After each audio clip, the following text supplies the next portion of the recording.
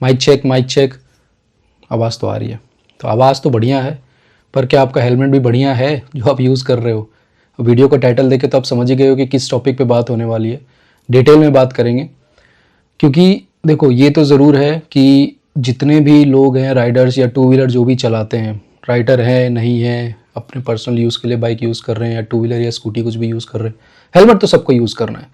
पर क्या जो आप हेलमेट पहन रहे हो या क्या जो आपने जिस हेलमेट पे पैसे खर्च करे हैं या ख़रीद रहे हो वो एक्चुअली वही चीज़ है जो आप खरीद रहे हो, या आपको पूरी नॉलेज है उस हेलमेट के बारे में? देखिए, ये तो मैं जानता हूँ कि हमारी राइडिंग कम्युनिटी में ऑफ कोर्स मेजॉरिटी लोगों को पता है क्या खरीद रहे हैं, वो हेलमेट के बारे में इन्फॉर्मेशन पूरी होती है। पर बहुत सारे ऐसे भी लोग हैं जो नहीं पता उन्हें, बस कुछ चीज़ें देखते हैं, वो पैसा देखते हैं कि पैसा कम है या ज़्यादा है या बजट में है, वो बजट देखते हैं पहले। ऑफ कोर्स सबको भी देखना चाहिए, मैं भी देखता हूँ। तो बजट देखते हैं, उसके बाद वो हेलमेट खरीदते हैं। पर उसके अलावा और क्या क्या चीज़ें देखनी होती हैं वो उस पर वो ध्यान नहीं देते।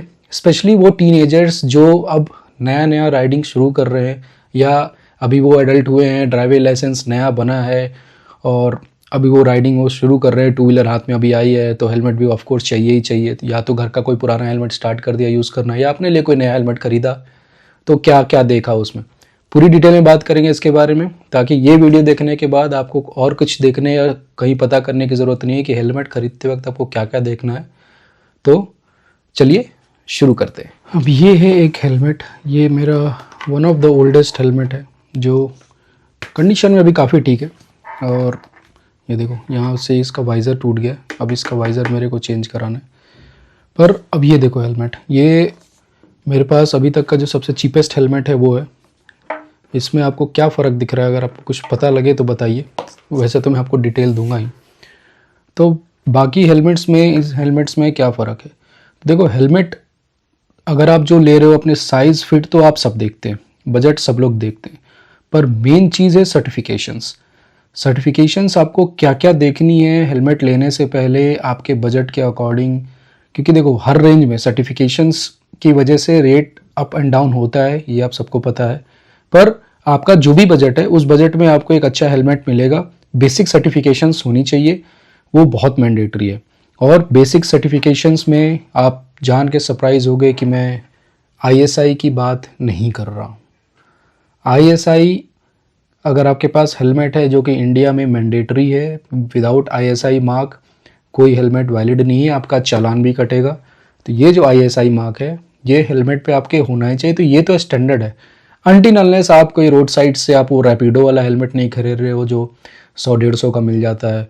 मैंने एक रोड साइड वेंडर से बात करी थी जो ऐसे ही ठेली के ऊपर हेलमेट बेच रहा था। मैंने उससे बात करी, उसने बताया उसको वो हेलमेट 80 रुपये का पड़ता है, जो यूजुअली रैपिडो के पीछे या रैपिडो वाला लेके चलते हैं 80 रुपये का पड़ता है, 120 रुपये में बेचता है। अगर आप उसे थोड़ा नेगोशिएट करोगे तो 100 रुपये में आपको हेलमेट मिल जाएगा। कोई सर्टिफिकेशन नहीं होती उनमें, वो पहनना सिर्फ एक चालान बचाने वाली बात है। पर चालान तो आपका बच जाएगा, पर आपका सर और आपकी ज़िंदगी बचेगी नहीं बचेगी उसका कुछ भरोसा क्या, गारंटीड है कि नहीं बचेगी। तो आईएसआई नहीं, सर्टिफिकेशंस आपको क्या क्या देखने हैं वो आपको मैं बताऊंगा।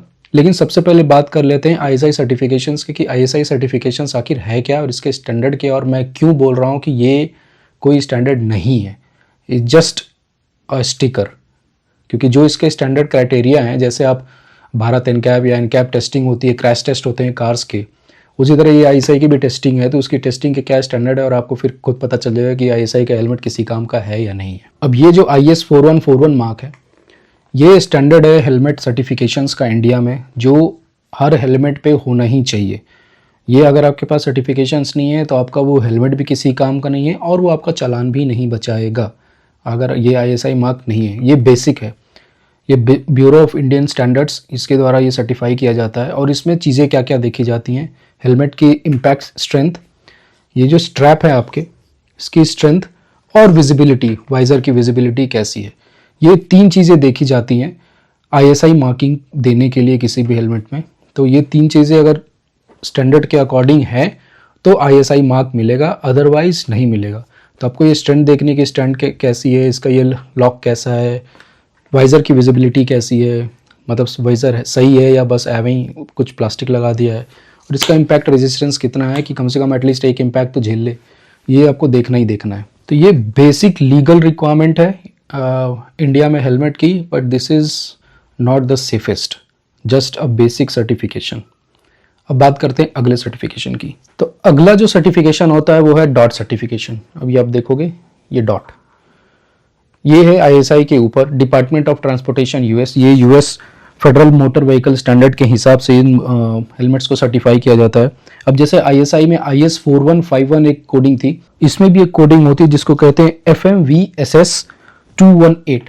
तो आप देखोगे इस पर शायद दिखाई दे क्योंकि बिल्कुल ब्लैक में लिखा हुआ है, यहाँ पे वो सर्टिफिकेशन नंबर लिखा हुआ है IS 4141 और ये डॉट का ये कोडिंग, ये स्टैंडर्ड है। तभी मतलब ये क्राइटेरिया अगर मैच करते हैं हेलमेट्स तो आपको ये सर्टिफिकेशन डॉट की मिलती है। अब उसमें क्राइटेरिया क्या क्या है, इसको बहुत रिगरसली टेस्टिंग की जाती है, जिसमें आपका होता है पेनिट्रेशन टेस्टिंग। अगर कहीं इम्पैक्ट होता है हेलमेट पे, कोई ऐसी नुकीली चीज़ है या कहीं ऐसा आप टकराते हो जो हेलमेट को पेनिट्रेट कर सके, तो वो पेनिट्रेशन कितनी है, कितना तक ये झेल सकता है।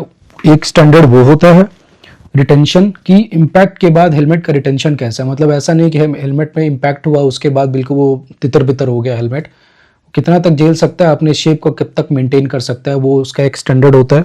और दूसरा होता है फील्ड ऑफ विजन, यानी जो भी आपका वाइजर है तो आपके वाइजर में विजन, फील्ड ऑफ विजन कितना है, उसका भी एक स्टैंडर्ड है। ये सब कुछ देखने के बाद ही आपको डॉट की सर्टिफिकेशन मिलती है, ये सारी चीज़ों के ऊपर। मतलब ये एक डॉट सर्टिफिकेशन क्या है कि वर्ल्ड वाइड एक्सेप्टेबल है।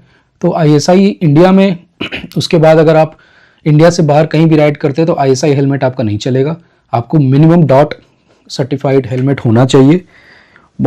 आप देखोगे बेल के हेलमेट्स, एजीवी के हेलमेट, आरआई के हेलमेट, इन सब पे डॉट सर्टिफिकेशंस होती हैं। ये ग्लोबली ट्रस्टेड सर्टिफिकेशन होती है जिसमें एक बैलेंस प्रोटेक्शन है, मतलब आप top of the class protection नहीं कह सकते इसको, पर एक बैलेंस है। आईएसआई से मच बेटर है पेनिट्रेशन, रेजिस्टेंस, उसके बाद फिर फील्ड ऑफ विजन, ये सारी चीज़ें। तो ये एक ऐसा ग्लोबल स्टैंडर्ड है जो दुनिया में हर जगह मान्य है, तो ये डॉट का सर्टिफिकेशन आप ले सकते हो। अब अगर आप आईएसआई और डॉट सर्टिफाइड हेलमेट लेते हो तो आप सवाल ये होगा कि रेट में कितना फ़र्क पड़ जाता है। अगर आप एक आईएसआई हेलमेट लेते हो तो आपको वो मुझे लगता है 1000 रुपये 1200 रुपये से स्टार्ट हो जाता है। उसके ऊपर और भी ब्रांड है जो ऐसे मांगे होंगे, आप 2000-2500 तक आपको एक अच्छे ब्रांड का हेलमेट मिल जाएगा। अगर आप चाहते हो डॉट सर्टिफिकेशन यानी आईएसआई और डॉट दोनों हो तो फिर आपको भी रेंज वहाँ से शुरू हो जाएगी। बात करते हैं अब तीसरे सर्टिफिकेशन की, जो one of the most famous और बहुत ज़्यादा चलने वाला, और राइडिंग कम्युनिटी में ये चीज़ तो हम ज़रूर देखते हैं कि ये सर्टिफाइड है कि नहीं, और उसके बाद रेट का भी काफ़ी फ़र्क पड़ जाता है। तो इसके सर्टिफिकेशंस की अभी अब बात करूँ तो ये देखो ECE 22.06 ये सर्टिफिकेशन है। अभी सर्टिफिकेशन के नंबरिंग के भी अलग स्टोरी है, पर आप ये देख लो कि ये जो KYT का हेलमेट मैंने लिया है वो ECE सर्टिफाइड है। तो अब ECE सर्टिफिकेशन के बारे में आपको बताता हूँ। तो ये है वो हेलमेट। अब ये जो हेलमेट है ये ECE सर्टिफाइड है। अब ECE सर्टिफिकेशंस क्या होता है? अब ECE सर्टिफिकेशन क्या है कि ऑलमोस्ट वर्ल्ड वाइड 50 कंट्रीज़ में एक्सेप्टेबल है ये। मतलब ये सर्टिफिकेशंस भी जो होती है जैसे ISI इंडिया में है, डॉट US का है, तो ECE certification mainly European certification है और ये यूरोपियन स्टैंडर्ड के हिसाब से है, और ये ऑलमोस्ट मोर देन 50 कंट्रीज़ में एक्सेप्टेबल है वर्ल्ड में। इसको टेक चेक कैसे करते हैं, इसका सिस्टम क्या है या इसकी क्राइटेरियाज क्या हैं कि अगर आप इसका, एक तो इम्पैक्ट रेजिस्टेंस क्या है, ठीक है, वाइजर की भी स्ट्रेंथ कितनी है, ECE में ये भी चेक किया जाता है कि अगर कुछ इम्पैक्ट होता है तो ऐसा तो नहीं कि छोटे मोटे कंकड़ से ही वो वाइजर टूट गया, तो इसका भी एक इम्पैक्ट रेजिस्टेंस होता है कि वाइजर कितना झेल सकता है। अब ECE सर्टिफिकेशंस में वर्जन्स आते हैं, जैसे 22.06 आपने देखा, उससे पहले दूसरा था 22.01 या 20, ऐसे करके सीरीज चलती है। तो लेटेस्ट जो है 22.06 ये सर्टिफिकेशन है। और ECE सर्टिफाइड जो भी हेलमेट है ये आप ये समझ लो 99% रेप्लिकेट करता है रियल वर्ल्ड क्रैश सिनेरियोज का।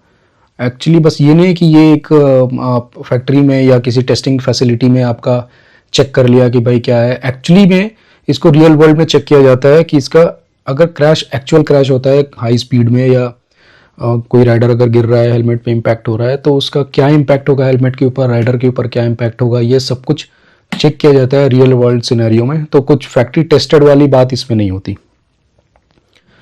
तो ये अगर आप हेलमेट लेते हो तो ये हेलमेट है 17,000 का। आपको ECE सर्टिफिकेशन के हेलमेट इससे नीचे भी मिल जाएंगे, पर हाँ ये बात है कि जैसे ही ECE सर्टिफिकेशंस आएगी हेलमेट के प्राइस ऊपर चले जाएंगे। तो कहना सिर्फ इतना है कि आप डॉट भी लेते हो which is well and good, आपका बजट है आप ECE सर्टिफिकेशन पे भी जाओ, नहीं तो एटलीस्ट डॉट सर्टिफिकेशन तो होनी ही चाहिए। ISI इज काइंड ऑफ, देखो वही है, चालान ही बचता है उससे और कुछ आप नहीं बचोगे। अब बात करते हैं ECE से ऊपर भी कोई सर्टिफिकेशन है, अगर आपको पता है तो मेरे को ज़रूर बताइए, लेकिन मैं आपको बता देता हूँ कि ECE से ऊपर भी सर्टिफिकेशन है, और वो सर्टिफिकेशन क्या है उसके बारे में बात करेंगे। ऑफ कोर्स उस सर्टिफिकेशन का हेलमेट मेरे पास नहीं है, आउट ऑफ बजट है, इतनी जल्दी मिलता भी नहीं है। अगर आप बाहर से कहीं से लेके आ रहे हो then only it's possible, otherwise India में आई डोंट थिंक कि वो आपको उस सर्टिफिकेशन का हेलमेट मिलेगा। और वो जो सर्टिफिकेशन है उसको कहते हैं स्नेल, SNELL। ये सर्टिफिकेशन होता है रेसिंग ग्रेड सर्टिफिकेशन। तो जितना भी आप मोटो GP या ये सब चीज़ें देखते हो, मोटर स्पोर्ट्स टू व्हीलर, उन सब में स्नेल सर्टिफिकेशन होती है हेलमेट की, और ये एक वॉलंटरी सर्टिफिकेशन है, मतलब ये एक मैंडेटरी नहीं, वॉलंटरी सर्टिफिकेशन है, और ये भी US का ही सर्टिफाइड है, यानी ये स्नेल मेमोरियल फाउंडेशन की तरफ से ये सर्टिफिकेशन की जाती है। अगर आप कोई कंपनी चाहे कि अपने हेलमेट को या अपने प्रोडक्ट को वो स्नेल सर्टिफाइड कराए तो वो उसकी मर्जी है, कोई मैंडेटरी नहीं है। अगर आपके पास डॉट या ECE है तो वो कंपनी ब्रांड टू ब्रांड का मैटर है, और ब्रांड को मर्जी है कि वो सर्टिफिकेशन वो स्नेल की लेना चाहता है कि नहीं। ऑल्दो जो डॉट और ECE के स्टैंडर्ड्स हैं, तो स्नेल के जो सर्टिफिकेशन है और स्नेल की जो क्वालिटी है, जो बिल्ड क्वालिटी है, जो भी इम्पैक्ट रेजिस्टेंस या जो भी उनके स्टैंडर्ड्स हैं, वो डॉट और ECE से ऊपर होने चाहिए, तभी वो स्नेल सर्टिफाइड होता है। और सिंपली उनके क्राइटेरिया में लिखा होता है कि जो इम्पैक्ट रेजिस्टेंस है वो ECE और डॉट से ऊपर होगा तभी वो स्नेल सर्टिफाइड होगा। तो सोचो कि जो हेलमेट ECE में भी ECE सर्टिफाइड है और वो भी अगर टूट जाता है तो वो स्नेल की सर्टिफिकेशन उसको नहीं मिलेगी। तो सोचो कि वो हेलमेट कितने इम्पैक्ट होते हैं। और तभी आप देखते हो कि मोटो GP के जितने भी राइडर्स हैं वो सारे स्नेल पहनते हैं। अब आप समझ सकते हो, अंदाज़ा लगा सकते हो कि उनका जो इम्पैक्ट होता है, उनका जो क्रैश होता है वो किस स्पीड में होता है। मोस्ट कॉमन ये होता है ट्रैक और मोटर स्पोर्ट्स, मतलब जितने भी ट्रैक रेसिंग होती है, मोटर स्पोर्ट्स होते हैं, सब में स्नेल सर्टिफिकेशन ही चलती है। और ये आप समझ लो this is a gold standard for high speed riders and racers. तो स्नेल सर्टिफिकेशन ऐसा है कि अगर आप कोई भी प्रोफेशनल ट्रैक रेसर या मोटर स्पोर्ट्स में है, वो ECE और डॉट पे भी भरोसा नहीं करेगा, वो स्नेल सर्टिफाइड ही हेलमेट लेगा। और कंपनीज जो बनाती हैं, अब for example not sure about KYT, पर और भी बहुत सारे ब्रांड हैं जो स्नेल सर्टिफाइड हेलमेट्स बनाते हैं, स्नेल सर्टिफिकेशन के लिए भेजते हैं, और फिर वो मोटर स्पोर्ट्स में ही जाता है। कॉमनली यूज है, कॉमन मार्केट में जल्दी आपको वो मिलेगा नहीं। इनमें भी जैसे शोई वगैरह के ब्रांड्स हैं, HJC, ये सारे स्नेल सर्टिफिकेशन में आते हैं। आप ज़्यादातर देखोगे शोई के हेलमेट हैं या मोटर स्पोर्ट्स में आपको दिखाई देगा वो यूज़ करते हुए। तो Snell is gold standard of certification in the entire world of helmet. तो ये सारे 3-4 सर्टिफिकेशंस के आपको बारे में मैंने बता दिए, ISI certifications, DOT certification, ECE certification, Snell certification. लेकिन अब ये सर्टिफिकेशन तो स्टैंडर्ड्स हैं अलग अलग हेलमेट्स के, कि आपको कौन सा हेलमेट लेना है या किस तरह से सर्टिफाइड होते हैं, क्या क्या चीज़ें देखी जाती हैं। तो अपने बजट के हिसाब से आप हेलमेट चूज़ कर सकते हो। मैं बस ये सजेस्ट करूँगा कि अगर आप हेलमेट ले रहे हो तो एटलीस्ट डॉट सर्टिफाइड हेलमेट तो लो ही, थोड़ा बहुत का ही फ़र्क पड़ेगा, पर मच बेटर देन ISI। अब जब हम सारे सर्टिफिकेशंस की बात कर ही रहे हैं तो डॉट और ECE और स्नेल ये तो हमें समझ में है कि इनके US स्टैंडर्ड और यूरोपियन स्टैंडर्ड या वर्ल्ड वाइड स्टैंडर्ड जो हैं, मतलब इसमें तो कोई कमी है नहीं। वो कैसे टेस्टिंग होती है वो सब कुछ आपको मैंने बताया। हम बात कर लेते हैं अपने सर्टिफिकेशन ISI की, कितना सही है और कितना अच्छा है ये ISI सर्टिफाइड हेलमेट, क्या क्या फ़र्क पड़ता है, क्या क्या चीज़ें देखी जाती हैं। और ये इन्फॉर्मेशन बताने के बाद मैं इतना तो गारंटी दे सकता हूँ कि आप ISI हेलमेट तो नहीं खरीदोगे। तो क्या है ये ISI हेलमेट? मैंने कुछ नोट्स बना रखे हैं ताकि कुछ छूट ना जाए, पर अब आपको बताता हूँ ISI हेलमेट के बारे में हकीकत। पूरे साल में सिर्फ 5 हेलमेट टेस्ट होते हैं, रैंडम कोई भी हेलमेट किसी ब्रांड का उठा के सिर्फ 5 हेलमेट टेस्ट होते हैं ISI के अंडर। बस दैट्स इट। 5 से अधिक कोई हेलमेट टेस्ट भी नहीं होता, या तो अलग अलग ब्रांड, 5 किसी भी ब्रांड्स के, कोई फेमस ब्रांड हो गया, कुछ नया ब्रांड आ गया, कोई भी रैंडम हेलमेट उड़ जाता है और गवर्नमेंट ISI उसको चेक करती है। उसके बाद ISI जो हेलमेट है उनकी जो वेट लिमिट है ये 1.2 kg है। अब 1.2 kg वेट की लिमिट क्यों दी गई है? ये रूल इसलिए बनाया गया है ताकि राइडर के कंफर्ट और लोकल जो मैन्युफैक्चरर है उनको प्रोटेक्ट करने के लिए है, नॉट फॉर सेफ्टी। तो ISI में सेफ्टी इज सेकेंडरी। जो आपका राइडर का कंफर्ट है वो हल्का रहे सर के ऊपर, मतलब 1.2 kg का आप हेलमेट पहन रहे हो तो वो, और दूसरा क्योंकि अगर आप ज़्यादा चीज़ें उसके अंदर लगा रहे हो, क्योंकि सर्टिफिकेशन अगर आपकी बढ़ती है या स्टैंडर्ड आपके बढ़ते हैं तो उसमें भी ये होता है कि फिर आपकी चीज़ें भी तो ज़्यादा लगी, आपकी फोमिंग, आपकी पैडिंग, आपके अंदर के शेल, वो सारी चीज़ें, तो हेलमेट का वेट भी बढ़ता है। अब वो सारी चीज़ें लगाने के लिए सोर्सिंग भी करनी पड़ेगी प्रोडक्ट की, या रॉ मटेरियल की सोर्सिंग करनी पड़ेगी, तो फिर वो जो मैन्युफैक्चरर है उसके लिए वो हेलमेट महंगा पड़ जाएगा। तो हो सकता है फिर महंगा हो जाए, और ISI मार्क का हेलमेट जब कोई महंगा हो जाएगा तो कोई क्यों खरीदेगा ISI मार्क, मैं क्यों ना खरीदूं डॉट और EC सर्टिफिकेशन।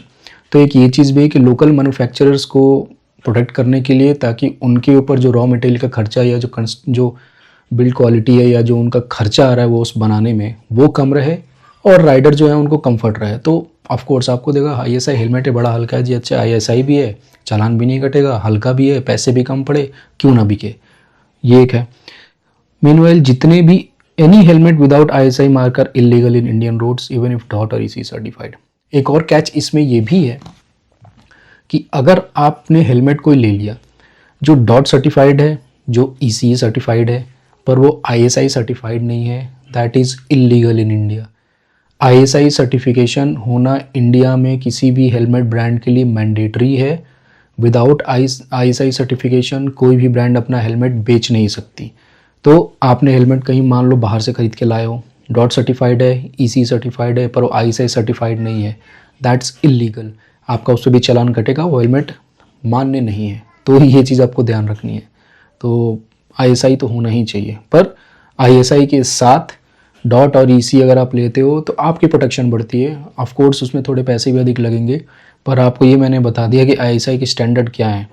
आप ज़रूरी नहीं हो, लोकल मैन्युफैक्चरर ज़रूरी हैं, और स्टैंडर्ड तो बड़ा बेसिक है। साल में आपने 5 हेलमेट टेस्ट कर लिए, आपने क्या ही पता लगा लिया कि क्या स्टैंडर्ड है उसका। अब बात करते हैं कि अगर आप डॉट और EC सर्टिफिकेशंस वाले हेलमेट ले भी लिए हैं तो आपको उसमें क्या क्या चीज़ें देखनी है। सिर्फ एक स्टिकर लगे होने से कि किसी ब्रांड ने बस स्टिकर लगा दिया EC सर्टिफिकेशन, तो क्या होगा? देखो, अब सर्टिफिकेशन तो आप उसके ऑनलाइन चेक कर सकते हो कि ये brand, particular brand EC certified या डॉट सर्टिफाइड हेलमेट देता है कि नहीं, ये तो आप पता लगा सकते हो। तो कोई फेक स्टिकर नहीं लगा सकता। दूसरी बात, आपको पर्सनली क्या क्या चीज़ें देखनी है हेलमेट लेने में, उसके बारे में बात करते हैं। आपका जो हेलमेट है वो स्नक फिट होना चाहिए, ठीक है, बहुत ज़्यादा टाइट नहीं, आपके चीक्स को बहुत ज़्यादा ऐसे प्रेस ना कर दे। स्नक फिट होना चाहिए, वो हिलना भी नहीं चाहिए कि आप सर हिला रहे हो तो हेलमेट अलग हिल रहा है। तो स्नक फिट होना चाहिए। और स्नक फिट होने का रीज़न क्या है कि अगर आपका हेलमेट है, अगर आप हाई स्पीड में भी बाइक चला रहे हो, हाई स्पीड क्या, अगर आपका हेलमेट ढीला है तो 50-60 पे भी जाओगे तो हेलमेट थोड़ा पीछे को होने लगता है, मतलब वो हिल रहा है ऐसे, ठीक है। आप कहीं आपका क्रैश भी हुआ, हेलमेट अगर आप इस तरह से इम्पैक्ट हो रहा है, हेलमेट हिल के इधर को आ गया तो बचाएगा क्या? तो इसलिए बोलते हैं कि स्नक फिट होना चाहिए, यहाँ से बिल्कुल फिट होना चाहिए, गैप नहीं होना चाहिए। हाँ, पर इतना भी ऐसा टाइट ना हो ताकि फिर, क्योंकि लॉन्ग रन में अगर आप ज़्यादा देर तक हेलमेट पहनोगे ये सर में दर्द, ये सब कुछ दर्द होने लगता है। तो अच्छे से आपका पहन पाओ और उसको निकाल पाओ। पहनने के बाद यहाँ पे बिल्कुल वो चिपका रहे, स्ट्रैप्स बंद करने के बाद बिल्कुल फिट रहे, सर हिलाने के बाद आपको वो हेलमेट इधर उधर ना हिले, और लाइट वेट फील हो, मतलब ऐसा ना हो कि इतना टाइट हो गया कि सब कुछ दर्द होने लगा। चिन स्ट्रैप भी आपको देख रहे हैं तो चिन स्ट्रैप बिल्कुल यहाँ पे फिट होना चाहिए, इतना भी ना हो, मतलब वो तो खैर आप छोटा बड़ा कर सकते हो, पर इतना भी टाइट मत कर दो कि यहाँ दबने लगे। 2-3 तरह के चिन स्ट्रैप होते हैं, एक तो रैचेट होता है जो आप निकाल अंदर कर सकते हो, दूसरा डबल डीरिंग सबसे सेफेस्ट होता है, और एक ब्रांड है एक्सॉर, उसके हेलमेट आपको सस्ते मिलेंगे, आपको उसमें EC सर्टिफिकेशन, डॉट सर्टिफिकेशन भी मिल जाएगी, और वो हमेशा वो डबल डीरिंग ही देते हैं, भले से आप एक्सॉर का एक ISI मार्क हेलमेट ही क्यों ना लो। तो डीरिंग इज़ द सेफेस्ट, बस उसके अलावा दूसरे भी हैं, तो ऑफकोर्स ISI EC और डॉट सर्टिफिकेशन है तो उसमें कुछ नहीं, पर हाँ कोशिश करो कि डीरिंग वाला आप हेलमेट लो जिसमें चिन स्ट्रैप डीरिंग वाला हो। तो आप कैसे पता करोगे कि आपका जो चिन स्ट्रैप, आपने जो स्ट्रैप लगाया है वो कितना सही है? तो आप बस स्ट्रैप यहाँ लगाने के बाद इधर से या इधर से 2 उंगली डालो, जिससे अगर आप 2 उंगली आराम से चले जा रहे हैं तो दैट इज़ द फिट।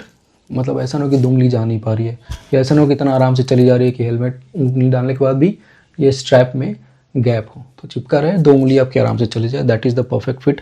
आप इस तरह से चेक कर सकते हैं। और एक बार आपने सेट कर लिया अपने साइज़ के हिसाब से तो फिर आपको बार बार चेक करने की तो ज़रूरत भी नहीं। हमेशा आप हेलमेट ये सोच के खरीदो, आप 10 दिन लेट कर लो, 15 दिन लेट कर लो, अपना बजट बना लो, पर हमेशा आप अपना हेलमेट उस हिसाब से खरीदो जिस पे आपकी लाइफ डिपेंड करती है। और ये सिर्फ कहने की बात नहीं है, ये बात भी है। सोचो, सर बचा है तो हाथ पैर टूटने का आपका है इलाज, प्लास्टर हो जाएगा, 2 महीने 3 महीने में आप ठीक हो जाओगे। सर गया तो फिर उसका कोई चांस नहीं है। तो हेलमेट हमेशा आप वैसा लो जिस पे आपकी लाइफ डिपेंड करती हो। तो ये सिर्फ फालतू के 100-150 वाले रैपिडो वाले, मतलब आप घर में किसी आप सब्ज़ी लाने भी जा रहे हो ना, उसके लिए भी वो हेलमेट मत रखो। सब्ज़ी लाने भी जा रहे हो, एटलीस्ट ISI डॉट तो ले लो, ठीक है। ऑफकोर्स देखो, ये लगेगा एक बात कि मैं एक मतलब मेरे को कहीं नहीं जाना, मेरे को बस मैं 2 व्हीलर अगर यूज़ करता हूँ तो बस यहाँ से 2 किलोमीटर जाने के लिए सब्ज़ी लाता हूँ या घर के कुछ काम करता हूँ, उसके बाद तो मैं कार से ही ऑफिस जाता हूँ या कार ही इस्तेमाल होती है, बाइक तो मेरी या 2 व्हीलर तो मेरा यूज़ ही नहीं होता। वो 2 किलोमीटर भी खतरनाक हो सकते हैं। यू नेवर नो, रोड की कंडीशन आप जानते हो, स्पेशली इंडिया में कौन किधर से आ रहा है आपको कुछ पता नहीं लगेगा।